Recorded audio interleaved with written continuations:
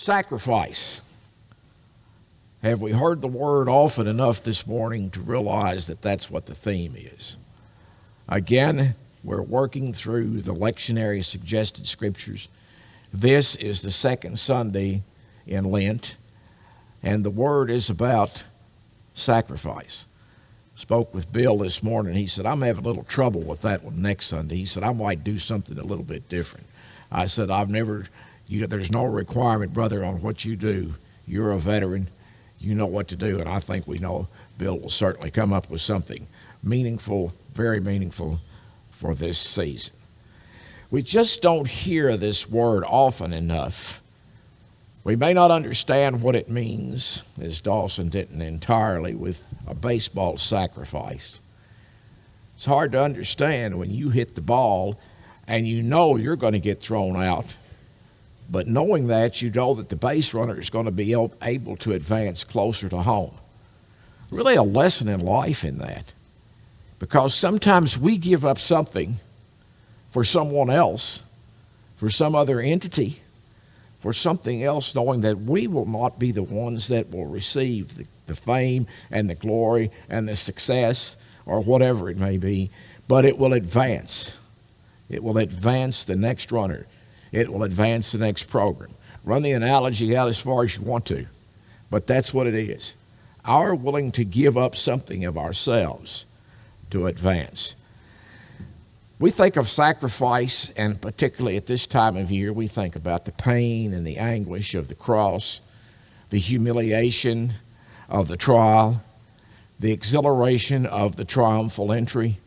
All of these things come together, and then Jesus is the central figure of this. I nearly titled this sermon Roller Coaster. Jesus is the central figure of this up and down emotional situation. One day they're shouting Hosanna. The next day they're shouting crucify him. The next day they've disappeared. No one is there to stand with him. How do you stand that? How do you stand that? Jesus drew from a well perhaps that is deeper than the one we draw from, but I don't know that. I think we all have that well that we can go to when the dog bites, when the bee stings, when you're feeling bum, that you can go to that and feel God's presence there. Lent is about sacrifice, and it's about taking on. I've always wanted to focus more on the taking on side, maybe because I was one who thought, well, sacrifice hurts too much and people don't like to hear about sacrifice. But we've got to realize that whenever we make a decision, whenever we decide something that's impactful for ourselves or for others and for others, there are going to be sacrifices involved in that. Say you want to buy a new car, just for instance. Say you look at your bank account and you say, whoa, that ain't going to happen. Well, what are you going to do? Modern days, we go to the bank and they check your credit score and they say, yeah, you can get a car like the one I had when I was having mine fixed after the deer accident. One that you can carry around behind you in your pocket pretty much. You can get that. But I don't want that car. I want a bigger car. I want something that has all the bells and whistles and more room. And it's so comfortable that I can go 90 miles an hour and I don't even realize I'm moving. What are you going to do? The bank says, well, here are the figures. This is what we can do. This is what we can give you. So you say, okay, I'll take that one. Or you say, okay, I want that. This other one, I'm going home. I'm going to sacrifice. I'm going to save. I'm going to do something so that I can get the one that I want. That extends to everything we do. When we expect something, in return, sometimes we have to sacrifice. And it's not a bad thing. It's just the journey of life. Who here was born a multimillionaire? Any of us? Oh, Tony reached for his glasses. I thought he was going to hold his hand up there for a minute. None. So what we want, we sacrifice for. We are called at this season of the year to hear what the sacrifice was that Jesus made and know that we are not being asked to do that. We are not being asked to go through all of the steps that ultimately led to the resurrection. But because of the cross, because of the resurrection, because of the empty tomb, we are the heirs to that. We are the heirs to that sacrifice that he made for us. Let's take a look at this passage of Scripture that we've selected here. I want to take it one part at a time. The first part is it's all in the Gospel according to Mark. This is in the 8th chapter, and we're going to start here with something very familiar, because we find it in all of the Gospels, possibly except John. 27. And Jesus went with his disciples to the villages of Caesarea Philippi. And on the way he asked his disciples, "Who do men say that I am?" And they told him, "John the Baptist, and others say Elijah, and one of the other prophets." And he asked them, "But who do you say that I am? Who do you say that I am?" That's the question that comes to each and every one of us today. Who do we say that Jesus is? Who do you say that I am? Peter, in typical Peter fashion, popped up and said, "You are the Christ." And in other Gospels it says the Son of the living God, and Jesus blesses him. You are the Christ. But in Mark, where we found in the last 2 or 3 weeks with these Mark passages that the Scriptures are truncated. That means they're shortened. The stories are shortened. He doesn't tell the long stories. He tells the short stories. He tells the points of the story. You are the Christ. And what did Jesus do? He said this, and he charged them to tell no one about him. There's the roller coaster. Here all at once Peter has identified Jesus as the Messiah that the people were expecting. It's a glorious thing. It's an exciting thing. Who do men say that I am? You're one of the prophets. You're this, you're that. You're John the Baptist come back, all of this. But who do you say that I am? And then Jesus says, yeah, that's right. But don't tell anybody. Don't tell anybody. We saw that last week too. Don't tell anybody. This is a theme of Mark. And it's like I said last week, sometimes when you say don't tell anybody, it's just like telling them, go right ahead. I want you to tell. I want you to share it. How do you keep that thing a secret? You won the lottery. How do you keep it a secret? Well, you better keep it a secret, because you're going to find friends you didn't know you had. You're going to find people coming out all over the place. Well, can't you have me up with a little bit of this, a little bit of that, and so forth. So the good confession comes first right up the roller coaster hill. We've all been to Kings Island, haven't we? Everybody been to Kings Island several times. You know, there's that exhilaration when you start that climb on some of those big, I haven't been in a long time.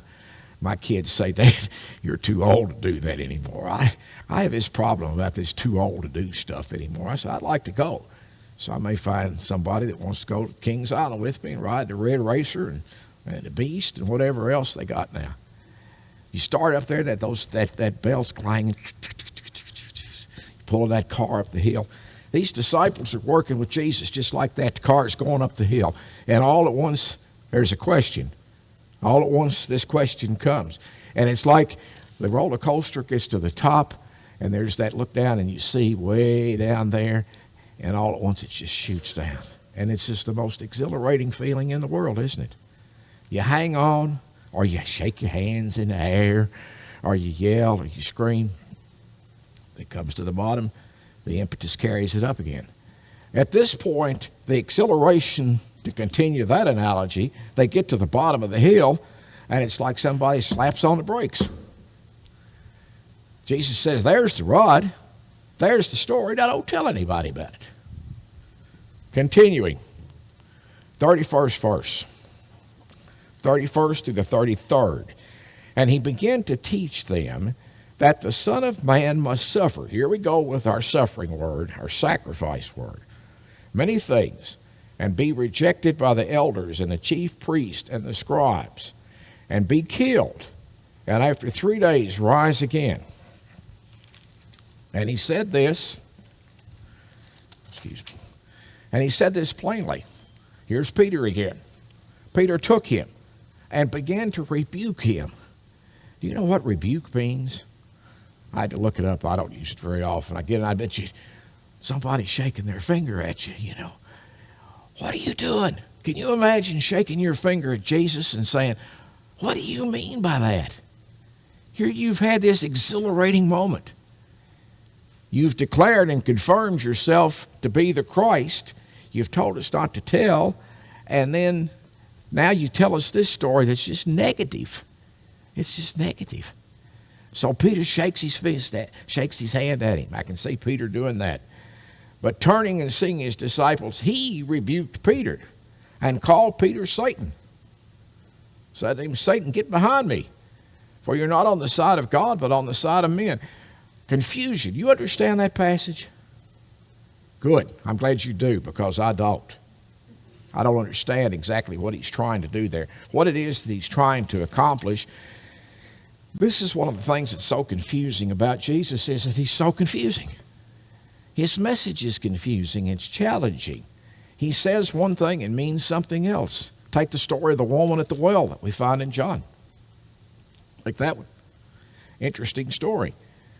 He goes up to the well. She's drawing out water. He asks for a drink of water. She said, yeah, you can have some water, but you're a Jew and I'm a Samaritan. I'm not supposed to do this, but I will anyway.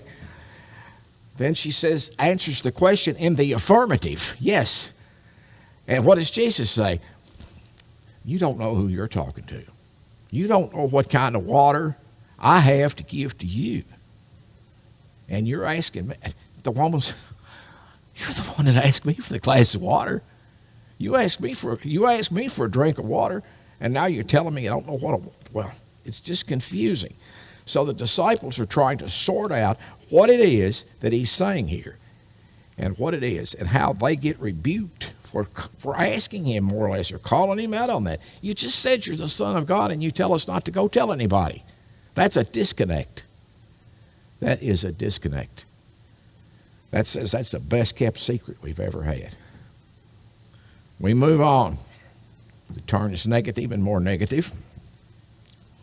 Jesus, we have to remember, if we look at some of these passages closely and not just skip along and find what we're looking for, we find that Jesus had a real agenda and he had a real short time to deliver it. And he had to get the message out. And he wanted to be sure that when he left, people understood what he was talking about. Verse 34 and 35, chapter 8, Mark. And he called to him the multitude of his disciples. And he said to them, if any man would come after me, let him deny himself and take up his cross and follow me. For whoever would save his life will lose it, and whoever loses his life for my sake and the gospel's will surely save it. A writer in one of the books that I read about this said it was one of those things that tugs at your heart to think that this is the call that Jesus made to the disciples. Take up what I'm saying to you and follow me. If you want, you got to come after me. She mentions the father of Zebedee and the other disciples, some of the other disciples that were not taken. Here they're out fishing, and Jesus says, I want you, you, and you. I'm sorry about you, you, and you. You stay here. You're the ones that I want. They took it up, and then the person that was left is saying, what is it here? Take up the message. Take up the cross. You could change that to message if cross is uncomfortable for you. Take up the cross and follow me.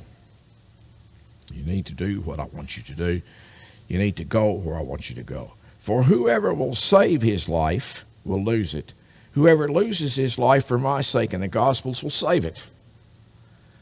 Interesting. Could spend a long time there. But let's move on to verse 36. For what does it profit a man, a woman, a boy, a girl, to gain the whole world and forfeit his life? We hear that. We've heard that verse a lot, haven't we? Plucked right out of the middle of this story. What does it profit a person to gain the world but to lose their life? Now, that doesn't necessarily mean their physical life. Could mean their spiritual life. Look at the rich young man. They came and asked Jesus, what must I do to be saved? What did Jesus tell him? Follow the commandments? Yes. Do them all. A couple other things. Okay, you're good. Go and sell what you have and follow me. Huh. Well, he said, you know I'm rich. I got a lot. I can't do that. So Jesus doesn't say if it suits you. He just says this is what you need to do. Verse 37, for what can a man give in return for his life? And that's just, it's not gender specific, it's for everybody. What can a person give in return for life? And he means life everlasting. For whoever is ashamed of me and of my words, this adulterous and sinful generation of him, will the Son of Man also be ashamed when it comes to the glory of his Father and the holy angels.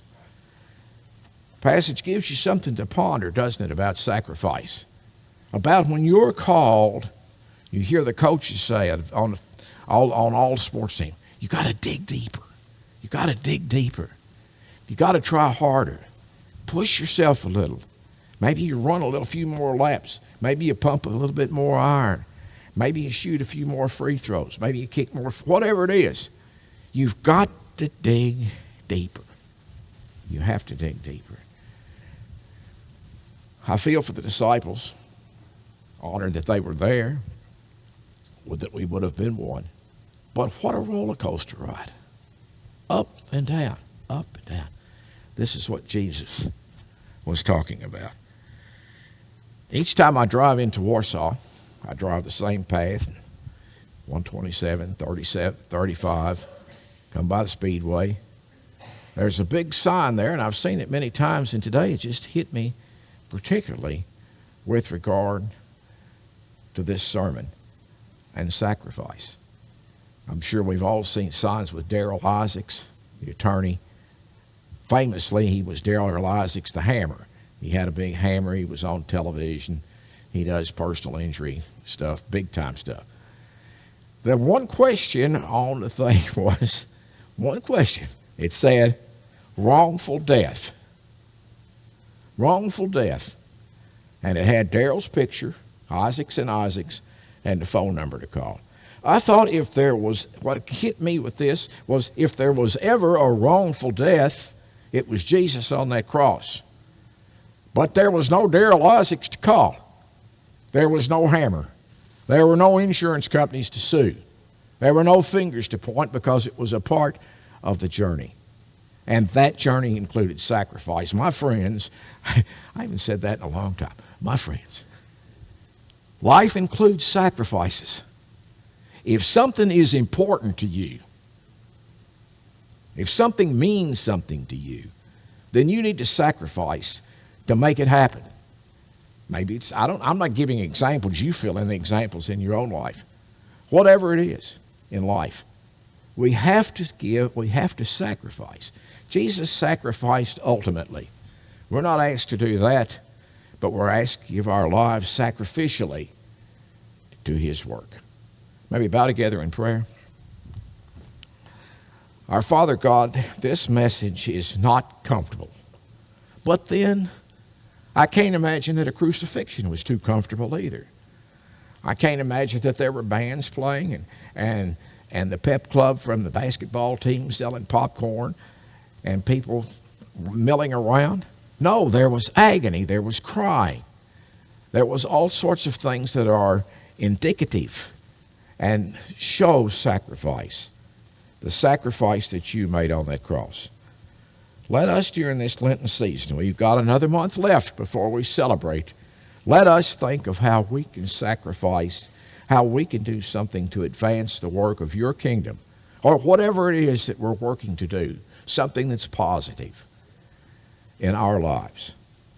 For it's in the name of the one who came, who was sacrificed, who rose from the dead, and did it all for us, that we ask it.